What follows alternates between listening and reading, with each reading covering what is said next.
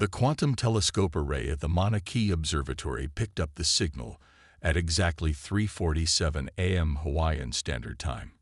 Dr. Elena Santos had been about to end her shift when the readings spiked across her monitors, patterns unlike anything recorded in human history. Within minutes, similar reports flooded in from radio telescopes across the globe.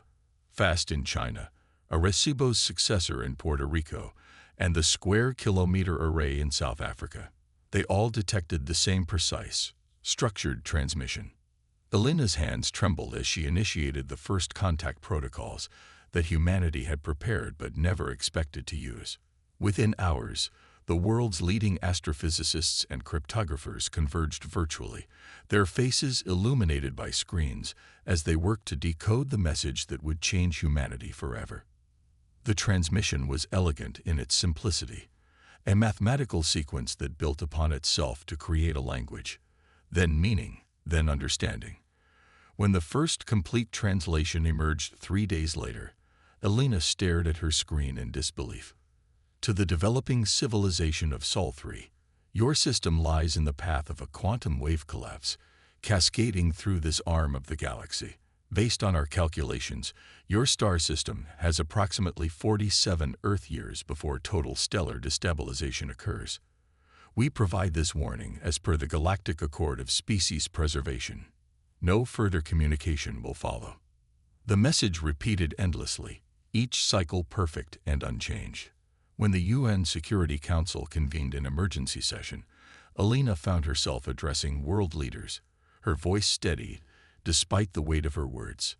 The message appears to be genuine. All our verification protocols confirm its artificial and extraterrestrial origin. And the physics, the math behind it is beyond our current understanding, but it's internally consistent. They're describing a phenomenon we've never observed, but theoretically could exist. The initial public announcement sparked exactly the chaos everyone expected. Stock markets plunged, religions grappled with the implications of alien life, and doomsday preppers emerged from their bunkers to declare vindication. But something else happened too, something that would define humanity's response to this cosmic death sentence. Dr. Marcus Chen, heading quantum physics research at CERN, was the first to voice what would become humanity's rallying cry. During a global broadcast, he leaned into the camera, his eyes intense. They gave us this warning assuming we'd use it to prepare for evacuation, maybe hoping we'd advance enough to save a fraction of our population. But they don't understand what humans do when backed into a corner. We don't just survive, we solve the impossible. Within weeks, the Global Defense Initiative formed, uniting the world's scientific and military resources under a single banner. Traditional rivalries and political divisions dissolved in the face of extinction. The Chinese quantum computing program merged with American AI research. Russian aerospace engineers collaborated with Japanese robotics experts. Indian software developers worked alongside Brazilian theoretical physicists. Elena found herself heading the Stellar Preservation Division, coordinating research teams across every time zone. They worked around the clock, studying the message for any hidden clues about the physics behind the quantum wave collapse. The aliens' warning had inadvertently given humanity something precious, advanced mathematical concepts that accelerated human understanding by decades. 6 months after the message, Elena stood before the UN General Assembly, her presentation displaying the fruits of humanity's united efforts. The quantum wave collapse isn't just a natural phenomenon, she explained, pointing to complex simulations behind her. It's more like a cascade failure in the fabric of space-time itself. Think of it as a cosmic computer crash, with our solar system in the path of the crash dump. She paused, letting the magnitude sink in before continuing. But here's the thing. We've discovered something in the message the aliens probably didn't intend to reveal. The mathematical framework they use to explain the collapse contains the seeds of its own solution. They've shown us it's possible to predict and model these quantum events, and if we can model them, we can prevent them, finished Dr. Chen, standing up from the audience. The aliens gave us a warning, but they also accidentally gave us a weapon. They showed us exactly how our star will die. which means they showed us exactly what we need to protect. The assembly erupted in questions, but Elena raised her hand for silence. We need to be clear. What we're proposing has never been attempted, not even by the civilization that sent this warning. We're talking about developing technology to stabilize quantum fields at a stellar scale. We'll need to advance our understanding of physics, engineering, and computing beyond anything humanity has achieved. And we'll need to do it all in less than 47 years. Looking out at the sea of faces, Elena saw not fear, but determination. Humanity had been given a deadline for its own extinction, but they were choosing to view it differently. This wasn't just about survival anymore. It was about proving that humanity deserved its place among the stars. As Elena left the assembly that day, her phone buzzed with news from every corner of the globe. Universities were reorganizing their entire curricula around quantum physics and stellar engineering. Tech companies were redirecting their entire R&D budgets toward the effort. Countries were opening their borders to scientific talent, creating a new class of stellar preservation visas. The message had been meant as a courtesy, a chance for humanity to accept its fate with dignity. Instead, it had become the starting gun in humanity's greatest race, not against each other, but against the very laws of physics themselves. The aliens had called it the end. Humanity called it a challenge. That night, Elena looked up at the stars from her office window, the same stars she'd spent her life studying. Somewhere out there, the civilization that sent the warning probably thought they'd done their duty, given the doomed humans time to make peace with their fate. They didn't understand that humans had never been very good at accepting the impossible. The quantum wave collapse was coming, but humanity wasn't planning to evacuate. They were planning to stand their ground and rewrite the rules of the universe itself. The aliens had given them 47 years to accept extinction. Humanity had decided to use those years to prove them wrong. The Quantum Research Center in Geneva hummed with activity at 3 a.m, its labs illuminated by holographic displays and the glow of quantum processors. Dr. Marcus Chen hadn't left the facility in 3 days, his dedication matched by thousands of scientists worldwide working on what they now called the Catalyst Protocol. In the 18 months since the alien warning, humanity had made technological leaps that should have taken decades. Quantum computers that once required massive cooling systems now ran at room temperature. AI systems evolved from pattern recognition to true quantum modeling. But it wasn't enough. Not yet. Marcus stared at the latest simulation results, running his hands through his unkempt hair. The quantum wave collapse wasn't just approaching their solar system. It was accelerating.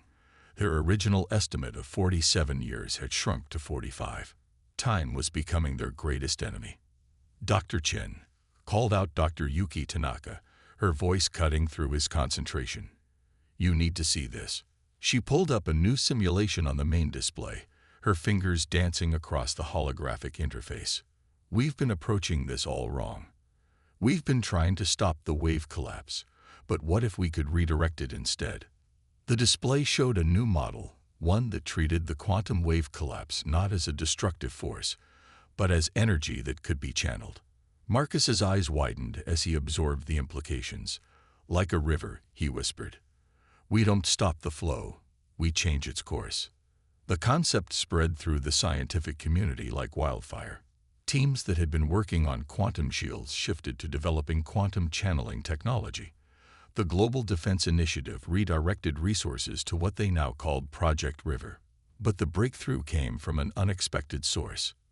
Dr. Aisha Patel, a theoretical physicist from Mumbai, discovered a pattern in the alien mathematics that everyone else had missed. The quantum wave collapse isn't random, she announced during a global conference call. It's following paths of least resistance through spacetime. If we can increase the quantum resistance around our solar system, we can make it flow around us instead of through us. Elena Santos finished, her face lighting up on screens worldwide. Like a rock in a stream. The theory was sound, but the engineering challenges were immense.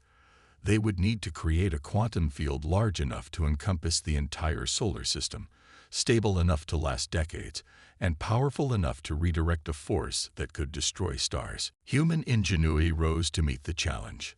Mining operations on Mercury began extracting exotic materials needed for quantum field generators. The Moon was transformed into a manufacturing center for components that could only be built in zero gravity. Mars became the testing ground for prototype field generators. But the most ambitious project was the Sol Ring, a massive circle of satellites that would orbit the Sun at precisely calculated points, each one a node in what would become the largest quantum network ever conceived. The engineering requirements were beyond anything humanity had attempted before, but that only seemed to fuel their determination. Marcus found himself working closely with Elena as they coordinated the global effort. "Do you ever wonder," he asked her one late night, "if the aliens are watching us, seeing how we responded to their warning?" Elena paused in her calculations. "If they are, I hope they're learning something about humanity. We don't just accept fate, we challenge it." The work continued around the clock, with breakthroughs and setbacks coming in equal measure. The first prototype quantum field generator exploded during testing, taking a chunk of the Martian surface with it. The second worked for 30 seconds before collapsing. The third lasted an hour. But each failure taught them something new. Each setback led to improvements. The fourth prototype maintained a stable field for a week, then a month. When they finally achieved a sustained field that lasted 6 months, the celebration in Geneva lasted for days. Yet challenges remained. The power requirements for the Sol Ring were staggering. Traditional energy sources wouldn't be enough. They needed something new.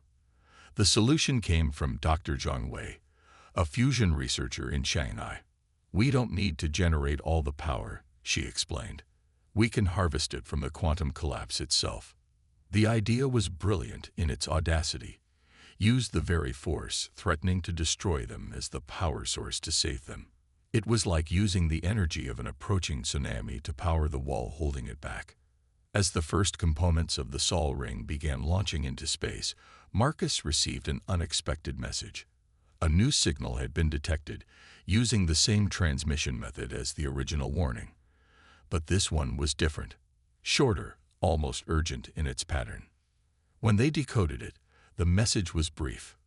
"Approach detected. Quantum collapse accelerating beyond predictions. Evacuation strongly advised. Time remaining, 40 Earth years." Marcus shared the message with the other project leaders, watching their faces on screens around the world. He expected to see concern, maybe even fear. Instead, he saw something else: fierce determination. "They still think we're going to run," Elena said, her voice firm. "They don't understand that we're not building an escape plan. We're building a wall against chaos itself, and we're going to make it hold." The message was kept from the public, but its effect on the scientific community was electric. Work schedules that had seemed impossible became standard. Innovation that had seemed out of reach became necessary. Humanity had lost 5 years from their deadline, but they had gained something more valuable: proof that even the aliens' advanced predictions could be wrong. In his private moments, Marcus sometimes looked up at the night sky, wondering about the civilization that had sent the warnings. Did they see humanity's efforts? Did they understand what their warning had triggered? They had given humanity a death sentence, but instead of accepting it, humans had taken it as a challenge to achieve the impossible. The Sol Ring continued to grow, satellite by satellite, node by node. Humanity wasn't just racing against time now. They were racing to prove that impossible was just another problem waiting to be solved. The aliens had given them a countdown to extinction. Humanity had decided to use it as a countdown to their greatest achievement. The resources of an entire planet were proving insufficient. 3 years into the construction of the Sol Ring, Earth's rare earth elements were nearly depleted. The quantum field generators demanded materials that were becoming increasingly scarce, and the growing web of satellites consumed metals faster than they could be mined. Dr. Sarah Chen, head of resource management for the Global Defense Initiative, stood before the emergency council meeting, her expression grim. At current consumption rates, we'll exhaust Earth's viable reserves within 5 years. Even with our mercury mining operations, we can't sustain the construction schedule. The council chamber fell silent. They had known this moment might come, but facing it was different. Humanity's greatest project was at risk of grinding to a halt, not from technical failures, but from the simple reality of limited resources. Then Dr. James Rodriguez, a formerly obscure geologist from Chile, stepped forward. "We've been thinking too small," he said, activating the chamber's holographic display. "We've been mining Earth and Mercury, but we're ignoring the biggest source of materials in our solar system." The display showed the asteroid belt, a ring of untapped resources floating between Mars and Jupiter. The logistics seemed impossible at first. The asteroid belt was vast, its resources scattered across millions of kilometers of space. But humanity had long since passed the point of letting impossible stop them. Within months, the first automated mining fleets launched toward the asteroid belt. Swarms of AI-controlled ships, each no larger than a bus, equipped with new fusion drives that could reach the belt in weeks instead of years. They were guided by quantum computers that could plot optimal mining trajectories through the chaos of tumbling rocks. But the asteroid belt was just the beginning of their solutions. Dr. Aisha Patel's team made another breakthrough in quantum field theory. "The fields don't just redirect energy," she explained during a global broadcast. "They can convert it. We can harvest power from the very quantum collapse we're trying to stop." The implications were staggering. The Sol Ring wouldn't just protect the solar system. It could power humanity's next great leap forward. The challenge was no longer just about survival. It was about transformation. Yet as humanity reached further into space, problems arose on Earth. The massive resource redistribution was straining the global economy. Food production had decreased as land and resources were diverted to the project. Civil unrest simmered in regions that felt overlooked by the global effort. Elena Santos found herself addressing these concerns in a worldwide broadcast. "We're not just building a shield," she said, her voice carrying to billions. "We're building humanity's future. Every sacrifice we make now is an investment in our survival, in our children's survival, in our species' survival." Her words resonated, but actions spoke louder. The Global Defense Initiative established the Legacy Program, ensuring that every community contributing to the project would receive lasting benefits. New technologies developed for the Sol Ring were adapted for civilian use. Quantum computing advances improved crop yields. Energy breakthroughs brought power to regions that had never had reliable electricity. Marcus Chen's team made another critical discovery while studying the quantum collapse. "It's not just destroying stars," he reported. "It's changing the fundamental constants of space-time in its wake. If we can't stop it, the universe itself will become uninhabitable for life as we know it." The news should have been devastating. Instead, it galvanized humanity further. This wasn't just about saving Earth anymore. It was about preserving the very conditions that made life possible. The Sol Ring's construction continued, but now with a dual purpose. Each satellite carried not just quantum field generators, but also sensors and instruments that could study the approaching collapse. Humanity would not just fight this threat, they would understand it. Dr. John Way's fusion technology evolved, incorporating quantum field principles to create power plants that could tap into the very energy of spacetime. The first of these new reactors came online in the Gobi Desert, providing enough clean energy to power all of Asia. The automated mining fleets in the asteroid belt evolved too. What started as simple resource gathering became a complex network of mobile factories, processing raw materials in space and sending finished components directly to the Sol Ring construction sites. But the greatest change was in humanity itself. The project had forced the species to think beyond traditional boundaries, beyond nations, beyond planets, beyond their own solar system. Children born after the warning message grew up looking at the stars not with wonder, but with determination. They weren't just Earth's children anymore. They were children of the solar system. As the Sol Ring grew, now nearly a quarter complete, humanity faced its greatest test yet. The quantum collapse was accelerating faster than predicted, and the alien messages had stopped completely. They were truly alone in this fight. In his lab in Geneva, Marcus Chen studied the latest data from the ring sensors. The patterns were clear. They were running out of time. But as he looked at the teams working around him, at the feeds showing construction efforts across the solar system, at the unity and purpose that had replaced fear and division, he understood something profound. The aliens' warning had been meant to give humanity time to accept their fate. Instead, it had given them time to prove that humanity's greatest strength wasn't in their technology or their resources, but in their refusal to accept limitations. The quantum collapse was coming, faster than ever. But humanity wasn't the same species that had received that first warning. They had evolved. Elena Santos presented their findings to the world. "We're not just fighting a force of nature," she explained. "We're dealing with something that might be the remnant of an ancient stellar engineering project, gone wrong or abandoned. The aliens who warned us might not have created it. They might have just discovered it, like we did." The implications changed everything. If the quantum collapse was the result of engineering, it could be re-engineered. Humanity wasn't just building defenses anymore. They were preparing to hack the very fabric of the universe. The partial Sol ring neared completion, its quantum fields growing stronger by the day. The first full-scale test was scheduled, involving all completed sections working in harmony. The entire solar system held its breath. In the control center beneath Geneva, Marcus Chen watched the power readings climb. The quantum fields pulsed with energy harvested from space-time itself. Sensors throughout the solar system monitored every fluctuation. The test began. The ring's fields synchronized, creating a quantum barrier larger than anything humanity had ever built. For a moment, everything seemed to work perfectly. Then the readings began to spike.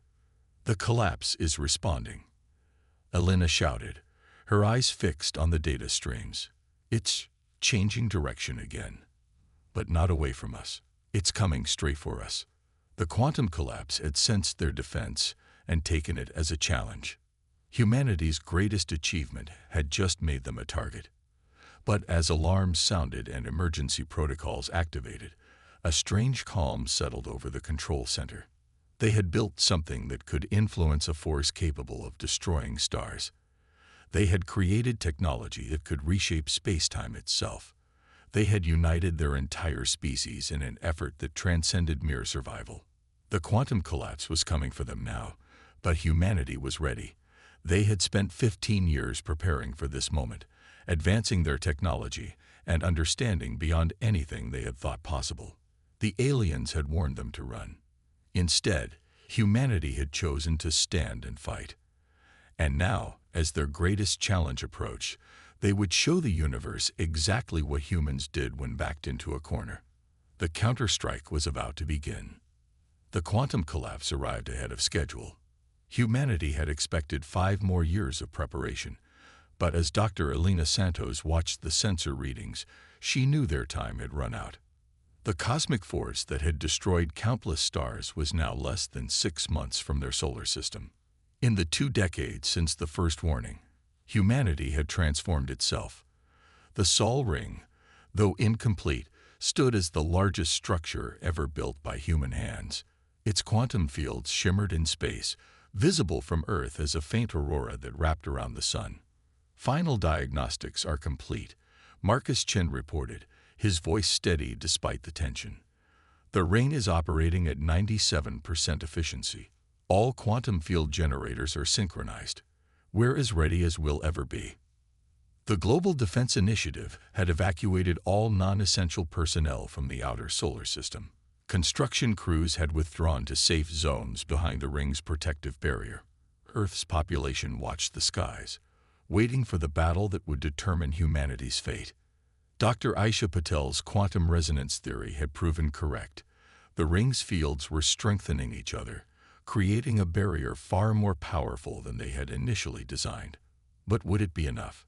The first effects of the collapse reached them on a Tuesday morning. Quantum fluctuations rippled through space-time, distorting gravity and electromagnetic fields. Communication satellites glitched, power grids fluctuated, and for one terrifying moment, it seemed as if their technology might fail them when they needed it most. But humanity had prepared for this. Backup systems engaged automatically. Quantum-hardened computers maintained their links to the ring. The AI networks that coordinated their defenses adapted to the changing conditions of space-time itself. "We're detecting something unusual in the collapse's pattern," Dr. Zhang Wei announced, her voice tense with excitement. "It's not just avoiding our barriers anymore. It's responding to them, almost like it's trying to communicate." Elena and Marcus exchanged glances. They had theorized about this possibility, that the quantum collapse might be more than just a destructive force, that it might carry information, patterns, perhaps even the echoes of the civilization that had created it. "Send the pulse sequence," Elena ordered. They had prepared for this too, designing quantum signals that might resonate with the collapse's own patterns. It was their most ambitious attempt yet to not just defend against the phenomenon, but to understand it. The response came instantly. The collapse's approach changed, its energy patterns shifting in ways their sensors could barely track. Data flooded their systems as the universe itself seemed to speak to them through quantum fluctuations. "It's code," Marcus whispered, staring at the patterns emerging on their screens. "The whole thing.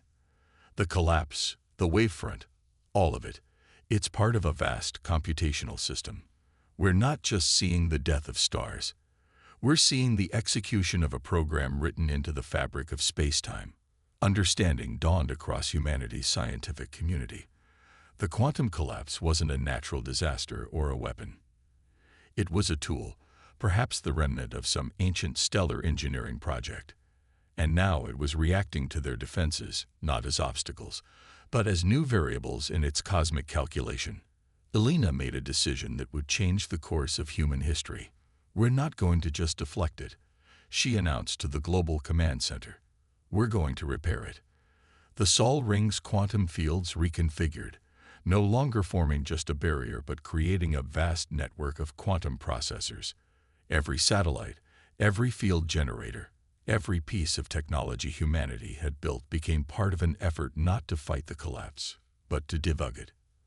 As the collapse reached the outer edge of their solar system, humanity launched their counter-program. Quantum pulses carried their code into the very heart of the phenomenon, seeking to correct the errors that had turned a tool of creation into an engine of destruction. For 3 days, the fate of Earth hung in the balance. The collapse's energy battered their defenses while humanity's quantum programs worked to rewrite its fundamental patterns. Stars flickered in the night sky as space-time itself twisted under the strain. Then, on the morning of the 4th day, something changed. The collapse's energy began to dissipate, its destructive patterns unraveling as humanity's corrections took hold. The force that had threatened to destroy their star was being transformed, its power redirected into maintaining the very fabric of space-time it had once threatened to tear apart. As the sensors confirmed their success, celebrations erupted across Earth. Humanity had not just survived. They had solved a problem that had baffled even the advanced civilization that had warned them. They had taken a force capable of destroying stars and turned it into a tool for preserving them. The aliens who had sent the warning never returned, never sent another message. Perhaps they were watching from afar, observing how the primitive species they had tried to save had instead achieved something they had thought impossible. Years later, Elena stood in the observation dome of the new Solar Research Station, watching the quantum fields of the Sol Ring shimmer in space. The ring had become more than just a defensive structure. It was humanity's first step into a new era of stellar engineering. "We received a warning meant to prepare us for extinction," she told a group of young scientists. "Instead, it became the catalyst for our greatest achievement. The aliens thought they were giving us time to accept our fate, but they didn't understand something fundamental about humans." She paused, looking out at the stars, stars that now shone in a universe that humanity had helped to stabilize, to preserve, to improve. They didn't understand that humans don't just face impossible challenges. We solve them. We don't just survive threats to our existence. We transformed them into opportunities for growth. They called it the end, but we turned it into a beginning. The quantum collapse that had once threatened to destroy them now served as the foundation for humanity's expansion into the cosmos. The technology they had developed to save their solar system would eventually allow them to restore dead stars, to stabilize dying suns, to preserve the very conditions that made life possible. They had been warned about the end of their world. Instead, they had written a new chapter in the story of the universe itself. The aliens had tried to save humanity from extinction. In doing so, they had helped humanity save the stars.